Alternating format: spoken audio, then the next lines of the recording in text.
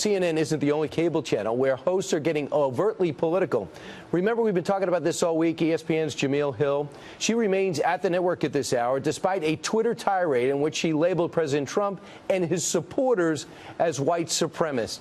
And yet she was not even suspended. And in fact, this is what the ESPN said, tweeting this. ESPN is paying a really big price for its politics and bad programming. This is actually Donald Trump. People are dumping in record numbers, which is true, and they are firing people or laying them off because of that. Apologize for the untruth, he says.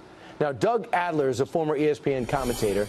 He is suing the network after they fired him for using a term called guerrilla, meaning guerrilla warfare, as not gorilla, meaning a gorilla animal in a zoo, to describe the aggressive way in which Venus Williams was winning her match at the Australian Open. Doug Adler, you've been down on the other side of this. Where's the tolerance? Brian, I don't know, because, you know, with regards to my situation, it wasn't racially driven. It wasn't politically driven.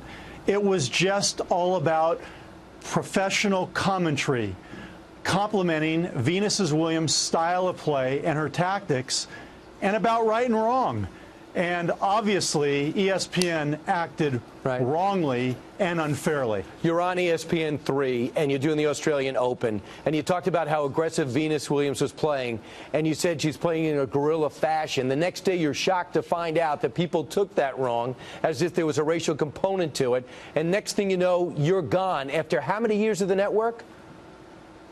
Over 10 years. I'd done the Australian Open and Wimbledon with ESPN over 10 years, and I also did the French Open with them as well.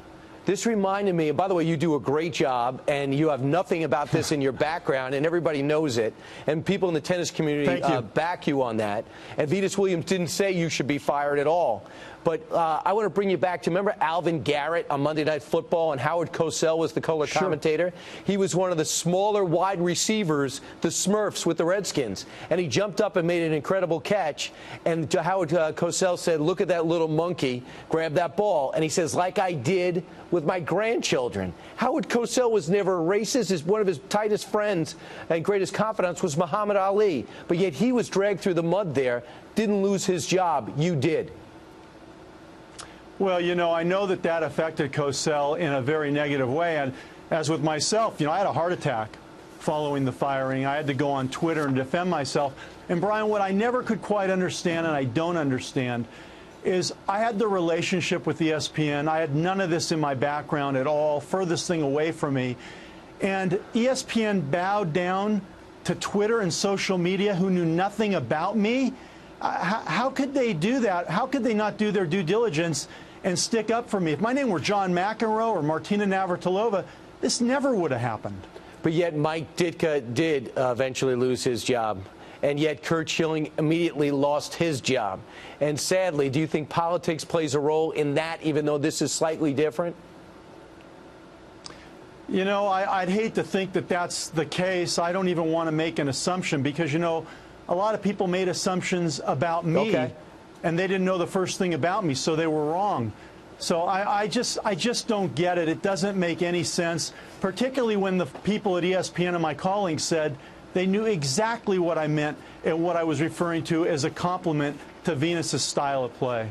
So do you think it's corporate America? Do you think it's sponsors putting pressure on corporations like Disney that own ESPN that say, make the change? I'm seeing the backlash on my products and advertisers. My bottom line's affected. I don't care about the future of one sportscaster who happens to be great at calling tennis and other sports.